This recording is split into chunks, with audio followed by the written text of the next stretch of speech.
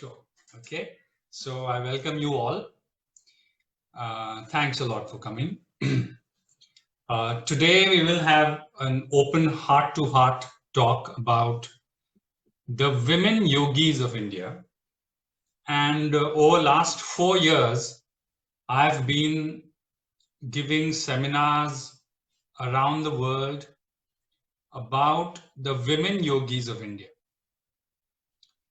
That's because,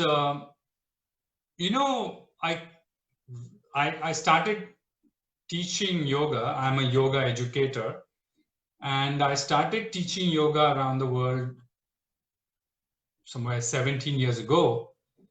And I was realizing that not much is known about the women yogis of India. Now, I grew up in India, I live in India, and since my childhood, I've been hearing about women mystics, women saints who've done remarkable job of self-transformation and inspiring others. But then I always used to wonder, why is it that we don't get to hear about them? So what I did was I did some research and I started talking about these women yogis. We've raised a good amount of money for exclusive women's charities around the world, in Canada, in Hong Kong, in some other countries. And that's why I never leave a chance to talk about women yogis or women mystics of India. Because we get to hear a lot about the male yogis, traditionally the male yogis of India, right?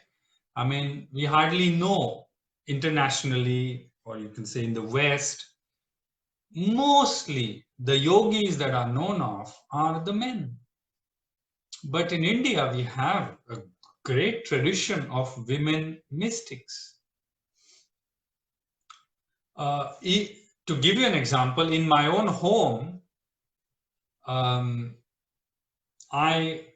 my spiritual learning started with my mother. I remember my mother used to make me and my siblings chant the mantras, chant the Bhagavad Gita every evening.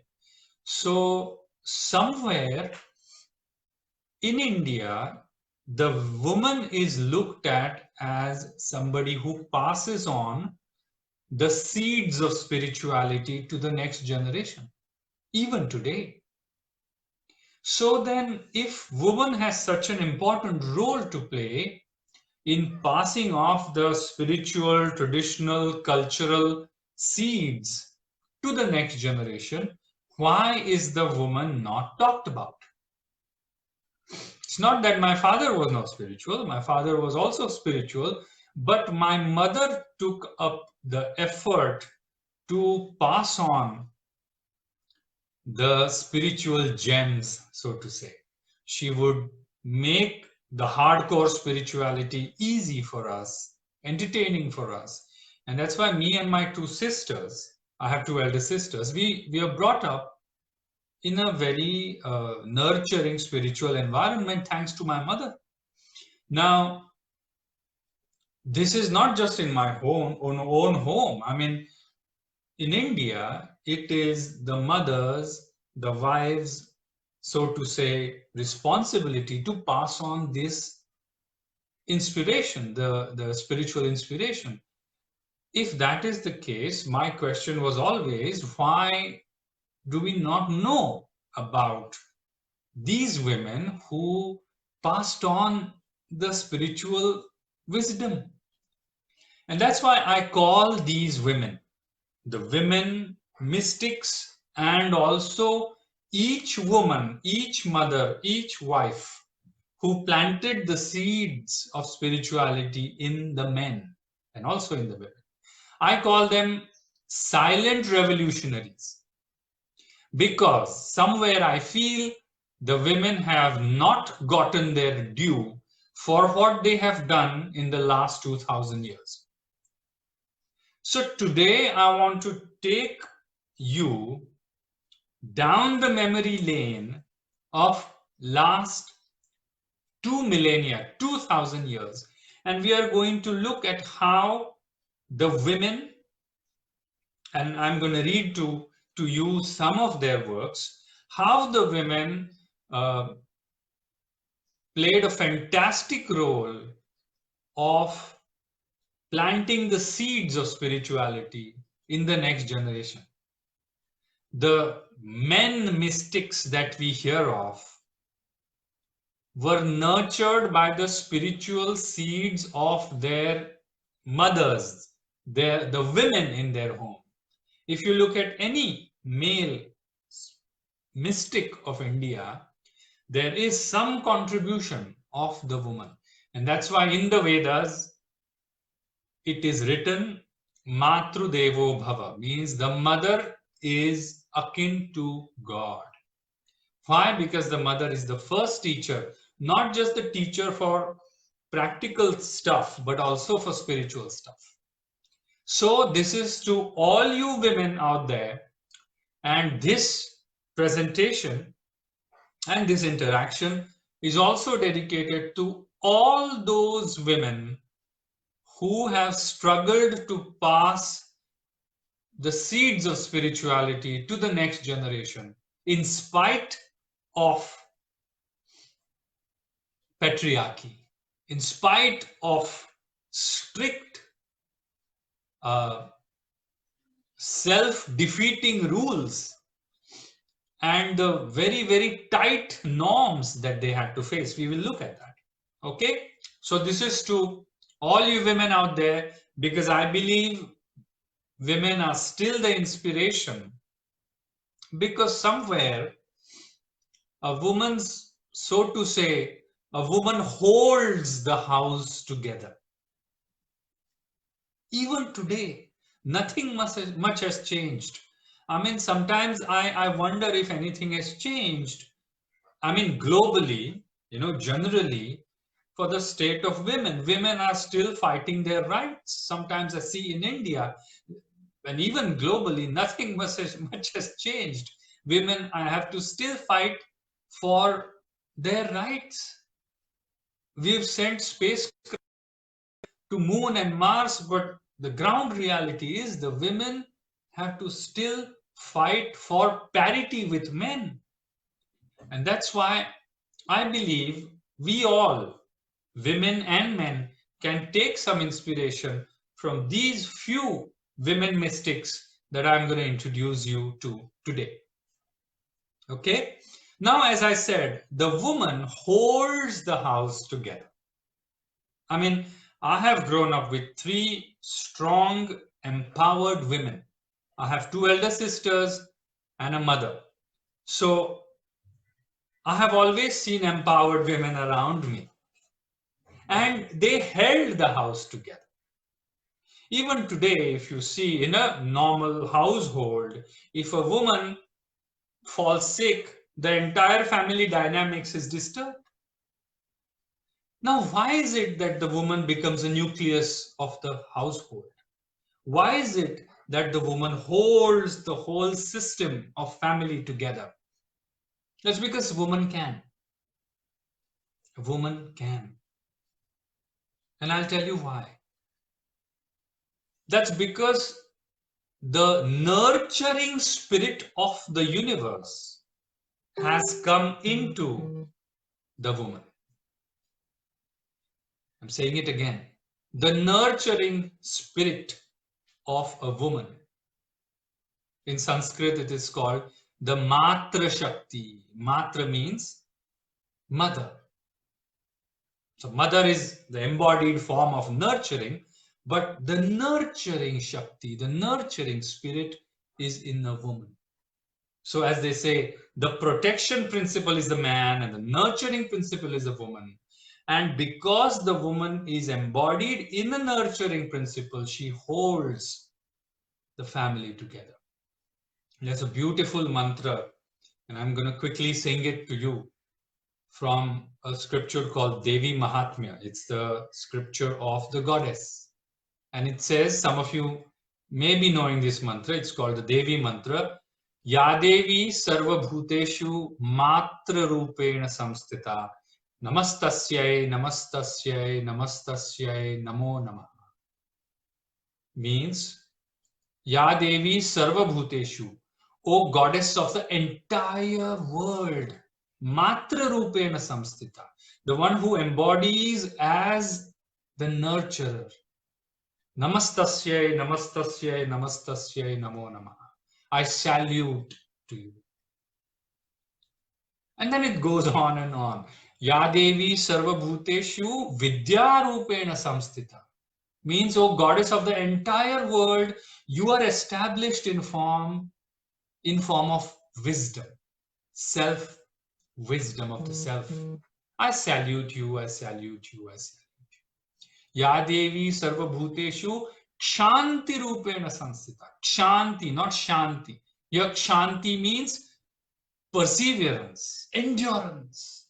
And that's what women can do. The women have the power of endurance. The amount that women have endured in spite of the patriarchy across traditions, and I'm not saying only in Indian tradition. If you look any tradition globally, women have endured because they can. It's an aspect of their personality. Yadevi sarvabhuteshu daya rupena samstita. Daya means forgiveness. I salute you, I salute you, I salute you, O goddess of the world. So imagine this mantra talks about the essential aspects, dimensions of womanhood. And what are these dimensions? Nurturing spirit, wisdom, spirit of compassion, spirit of endurance. All these qualities a woman holds, and this is a very old mantra. Okay, at least the modern scholars say this is at least a 1500 to 1800-year-old mantra. So imagine, but the ground reality was something else. Were looked at as a secondary citizen. I was studying a scripture that talks about rules and regulations for women, and they are absolutely demeaning to a woman. So let us try to understand what these women had to go through. Okay. Number one, the women were always under the control or regulation of the man. And it is written in the scripture. Okay. The scripture is called Manusmriti. Okay. It is written that before the woman marries, she is in the control of her father. When the woman marries, she is under the regulation of her husband. After the husband dies, she is under the regulation of the in-laws. So the woman did not really have her own voice. Secondly, the woman was not allowed to chant the Vedic mantras. Okay, and I'm talking about the history of last 1800 years. I'm not talking about the earlier time, the Vedic times or pre-Vedic times. Woman was not allowed to chant the Vedic mantras because woman was labeled as impure. I'm not making this out. It is all written in the scripture. Third, there is something called as pativrata dharma, means a woman was supposed to worship her husband and the husband was supposed to be her god. The woman herself, as a woman, would not achieve self-realization unless she served her husband fully, completely, no matter how the husband is. I'm paraphrasing the scriptures. These are not my opinions, neither these are my lines. The wife's ideal of prayer or worship was to be her husband. That's it. However the husband treats the wife, she has to abide. Only then she can purify herself and hope to reach the so-called heavens.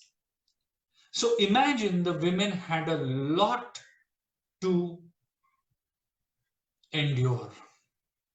Women had a lot to struggle with. And not just the scriptures. There are writings of women saints and mystics, and they talk about it. They talk about this. Some women who were educated at that time, and some women mystics whose words have been fortunately preserved over time, their expressions tell us what the women had to endure. And I'm going to read out some to you.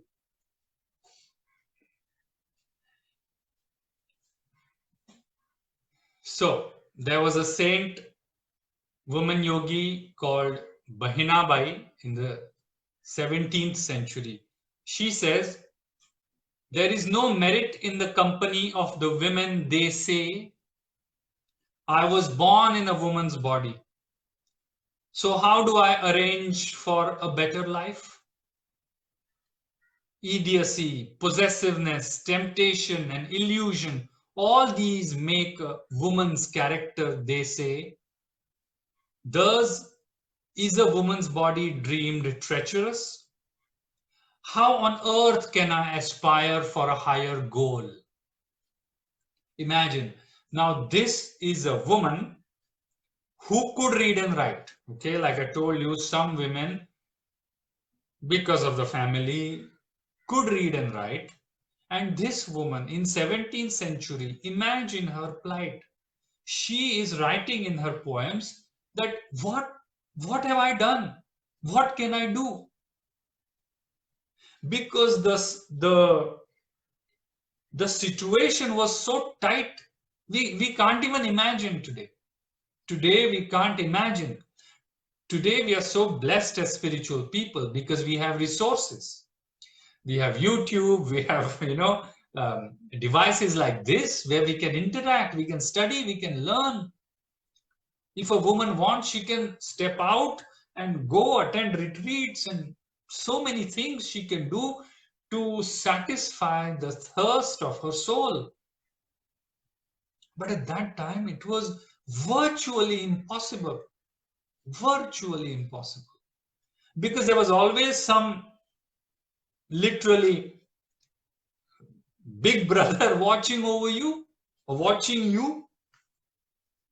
So just try to empathize with the words of these women. Like, for example, there is one woman saint. She talks about menstruation. And when is this? This was around 14th century. Her name is Soirabai. Now, the women know how menstruation is still a big issue around the world with women and men and the society. So there she says, like for example, women were menstruating women were used to be labeled as impure. So in defiance of that, she is saying this body is said to be impure. Okay, she's talking about her own woman's body. She says this body is said to be impure, but the soul is ever clean. Has anybody taken birth without the agency of this impure body? So she's questioning the men. She's asking the men that you label my body as impure, but you yourself have come out of this so-called impure body. I'm just building a foundation for us to empathize with the struggles that these women had to go through and how they went through it. Okay, now let us look at what they did. What is it they do? Did they do? Now imagine if somebody has this deep spiritual yearning and there is no option given. You know, like all of us, we are all spiritual people here. And there's this deep yearning to know. When we ask ourselves, who am I? And we go in search of that to find the answers. We go, we read, we find teachers. Imagine not having that avenue, right? I mean, the soul thirst, the call of the spirit, as they say, comes up in everybody when the time is right. Now, what will a woman do, a woman from that time period, when she has this big soul yearning and nowhere to go? Still, these women have very, very powerfully broken the societal norms at that time. The woman was tightly bound in gender roles, and they broke every gender role. And this is how they became inspirations to many. I mean, imagine, I am discussing with you the life of women yogis from 800 years ago. Isn't this a miracle? A woman who stepped out of her own tight gender role is being talked about 800 years after her birth. That's their inspiration. And these women have inspired generations and generations and generations. I remember my mother used to put me to sleep as a little boy singing the songs written by one woman mystic 800 years ago. So imagine, I have grown up on these songs written by a woman yogi 800 years ago. Every person, every woman in our discussion today has inspired generations after generations. But unfortunately, the mainstream popular culture have forgotten them.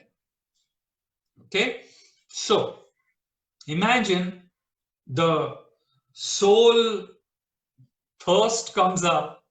Imagine the call of the spirit is bubbling inside you and you have nowhere to go. So what is it? What type of yoga did these women use? Because we are talking about yogis. Was the yoga of meditation possible for them? No. Now imagine a woman who is very tightly bound by her gender roles. All that she is supposed to do is cook, clean, and bear children. Understand this. That was the expanse of a woman's life. Cook, clean, and bear children. And of course, how can we forget? Take care of the husband. Right? Now, what can a woman do? And this is where a very beautiful movement took place in the cultural fabric of India. And that is called the Bhakti movement. From 7th century CE onwards, in India, there was a huge wave of something called as Bhakti movement.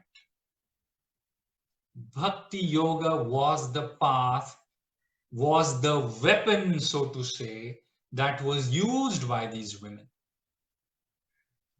Why Bhakti yoga? And what is Bhakti yoga?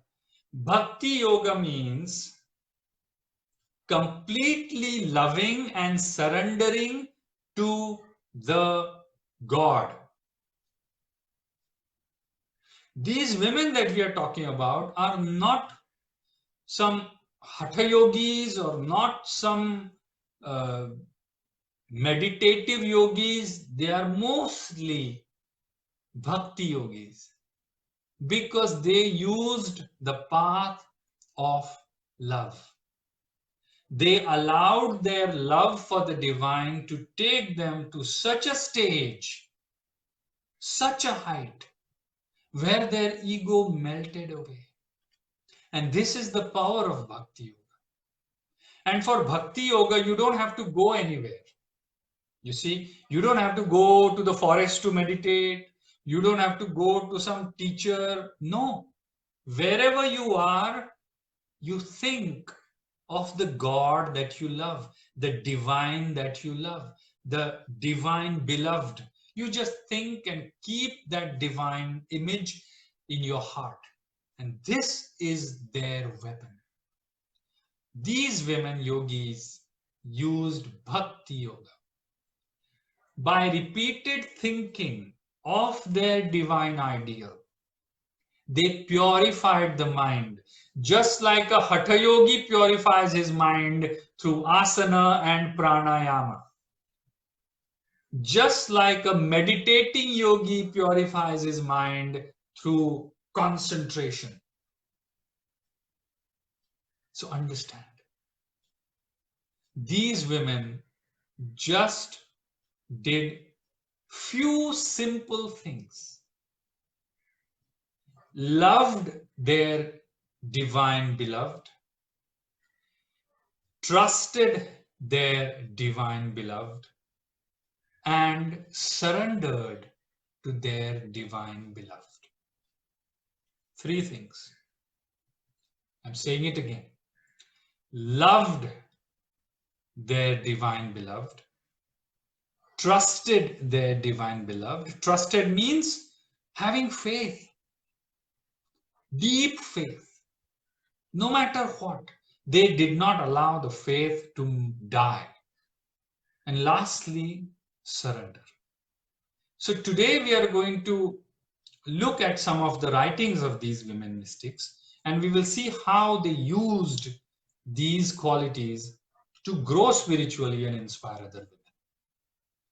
Okay, so the first woman yogi mystic that I want to talk about is a very, very beautiful young girl from South India. Her name was Andal, Andal. And all you women, if you want, please do your own research. Thankfully, we have fantastic materials on these women mystics. That's why I'm giving you the spelling of their names, so you can just Google and read their works. Okay, so the first one we will talk about is Andal. She is one of the prominent saints of South India, comes from the region near Chennai. All right, so let us read. Now, she was a devotee of Lord Vishnu. And that time, when, like I said, the woman's role, so to say, was only to get married, have children, and serve the house. So, of course, when she was around 14 or 15 years old, they say that her father wanted her to get married. But what did she do? She vehemently denied. She said, I don't want to get married. I will marry only my Vishnu. Understand this. Now, perhaps for women of today, this is not a big deal. But at that time, to defy a societal norm was a big deal. And this is how their small acts of defiance inspired the generation.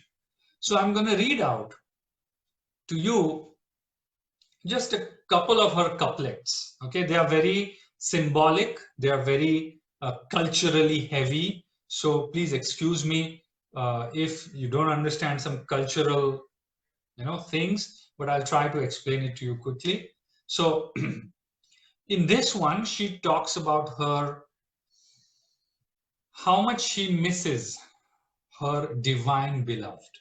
Okay, you have to come to your heart to understand the words of this teenage girl. Okay, don't be in your intellect, be in your heart and try to empathize with her. She says, "Oh, younger sister," she's telling it to the other women. "Oh, younger sister, your loving buffaloes call fondly to their calves. The milk flows freely from their heavy udders, making a slush on the floor. Dew falls upon us as we cling to the lintel of the doorway. We celebrate the fame of Lord Vishnu, whose anger destroys the demons. Why this senseless slumber?" Mark her words. She says, "Why this senseless slumber when everything around you has arisen? Oh, speak to us. Now at least awake, join us, fulfill your vows." So she is asking the other girls to wake up. Imagine you're on a spiritual path and you see around your family still struggling, still suffering. How would you feel? This is exactly what she's saying. She's telling her friends, her fellow teenagers to wake up and see the divine glory of her Lord. So beautiful. Then, this is pure love, okay? This is the suffering, the imagination, the visualization, the tempest, the suffering of separation from the beloved. All these emotions are valid in Bhakti Yoga. They are not valid in other yogas. They are valid in Bhakti Yoga. So let's read one more, which shows her struggle of separation from her Lord. Okay? "To keep my vows, I eat but once a day. Body neglected, unadorned, tangled hair in disarray, lips pale and dry." Imagine her. Imagine her in your mind. "O Kamadeva," Kamadeva is love of God in Hinduism. Okay? "O Kamadeva of eternal glory, fulfill my womanhood." Okay? A 15-year-old, 16-year-old teenage girl who is waiting for her beloved love is expressing, "Let glory be mine that I held the feet of Keshava." Keshava is the Krishna, Lord Krishna. Okay? So imagine her desperation. It's just like the spiritual desperation that we face many times. It's just that in their language it is expressed as love. And that's why Bhakti Yoga is expressed as path of love. Okay? Now, "I hunger and thirst for the sight of Kannan, my Lord." Kannan again is the name of Vishnu. "Don't stand aside mocking me," she tells her other friends. "Your words sting like sour juice poured over open wounds. Go, bring the one who has yellow silk wrapped around him." Again, it's a symbolic interpretation of Krishna. "Who knows not the sorrows of women? Fan me, cool the burning of my heart." So you see, I really request you to do your own research and to empathize with these women. Of course, we will take some questions later on and we will see what comes up with that. Okay. The second woman mystic I want to talk about is one called Akka Mahadevi. She was from 12th century, and again, she defied the gender norms by refusing to marry. But the best part was, who proposed to marry her? The king of their town. Now imagine, she's one step ahead.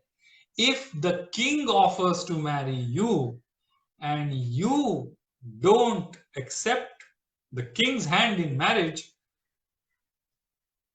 I mean, you missed the best deal of your life, so to say, right? In those terms. But she did it. Because again, her heart, her mind was completely focused on the divine love of her Lord. So there's another story which says that she told the king, "You can only marry me if you let me spend time in my devotional practice." But the king said, "No, once you become my wife, you're my wife completely." She said, "Sorry, I will not." And she refused to marry him. So what does she say? Mark her words. "Don't hold me. Don't stop me. Let go of my hand, the hem of my sari. Guru became my friend. Shiva became my bridegroom, and I became the bride. The whole world knows, Chenna Mallikarjuna, that's the name of Shiva, is my husband. Oh brother, no one else can be my man. No one else can be my man." This is what she's saying. This is her deep, deep struggle to meet the divine that is in her heart and in her mind. Okay, now we'll take one more woman mystic, and she's popular. Her name is Meera. Many of you must have heard Meerabai, her name is. So she lived sometime around 16th century in a place called Rajasthan.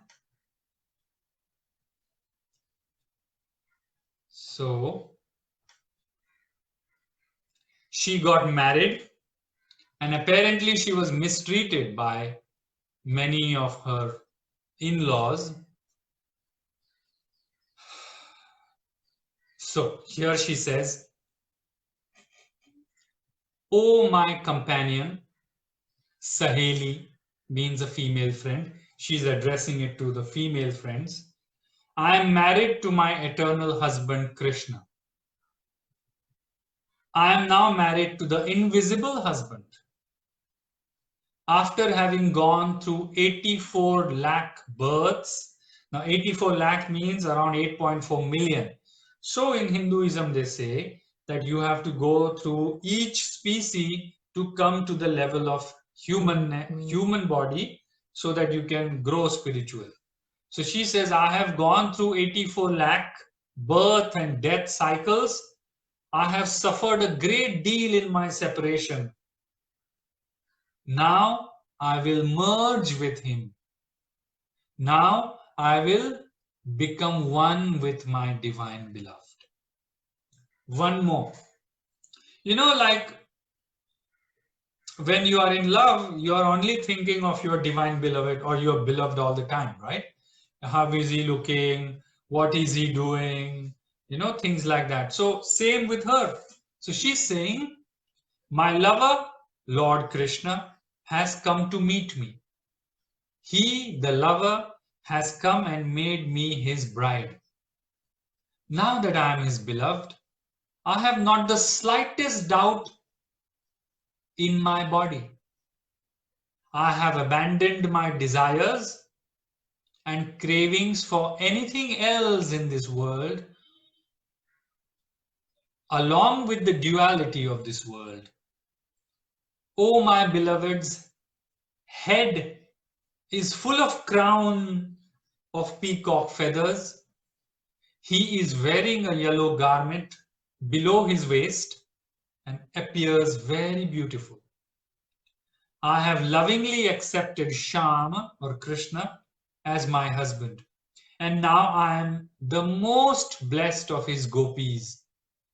Life after life, he has been my bridegroom, and I have been in love only with him. Now understand, the bhakti yogis, what they did, what these women did, they did not do any separate meditation. They did not do some separate kriyas of yoga.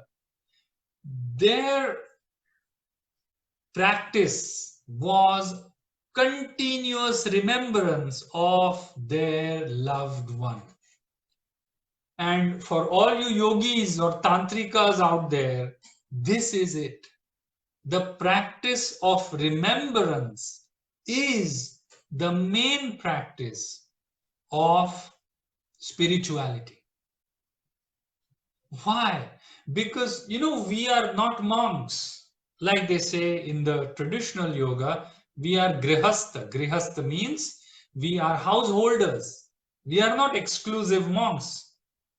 Maybe some of you are, but I'm just generalizing. Okay, so we have to balance our practical life, our spiritual life, right? Now, this practical and spiritual life balance is only possible if your heart is rooted in divinity. If your heart is not rooted in divinity, the mindful ego, the ego which is full in the mind, will take over. That's why the women bhakti yogis, they worked only via love. Love was their path. And they allowed their love to grow to such an extent that their personal demands, personal likes, personal dislikes, which are nothing but ego, completely diminished under the love of their heart.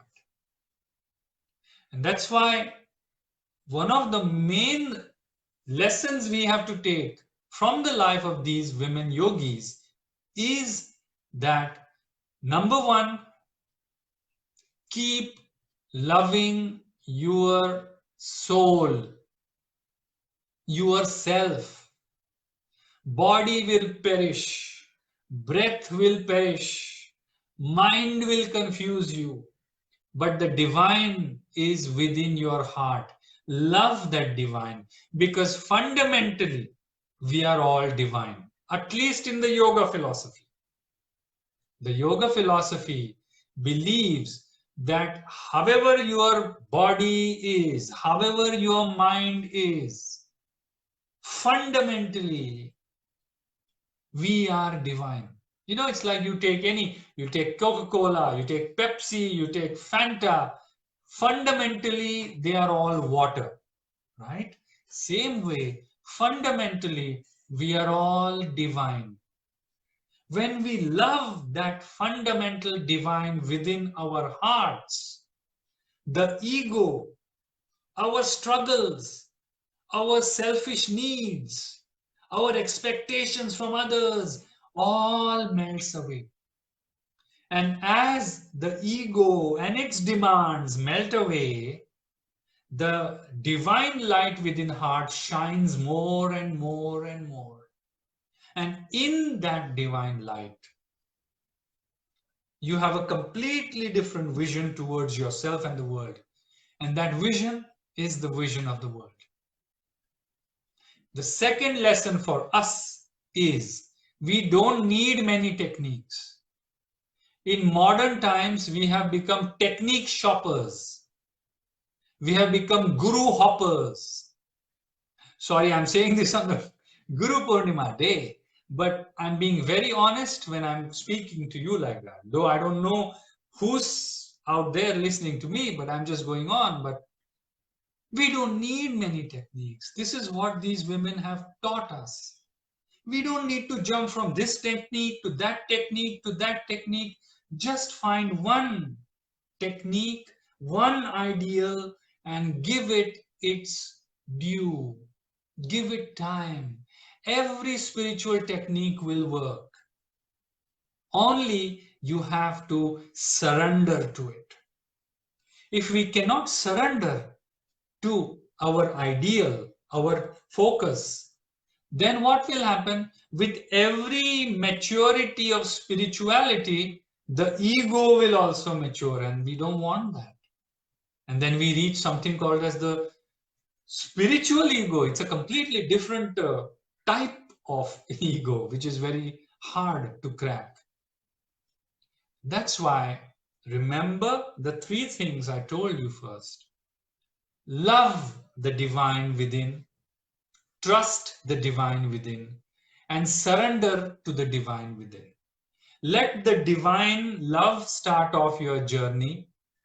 Let your faith, let the trust in divine help you push away the suffering that comes on your path and allow you gradually to surrender your ego.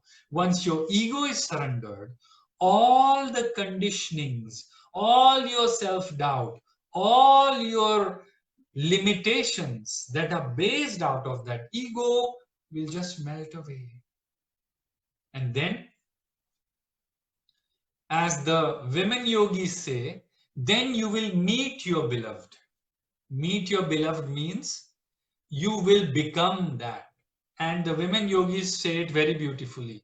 Then the beloved will hug you and you will melt in the hug of divine love. This is how the yogis express samadhi. They don't say Kundalini came up to 6 chakra, 7 chakra, nothing like that. The Bhakti yogis express their union with the divine in a beautiful way. They say the divine hugged them finally. And in that hug, they melted together. Okay?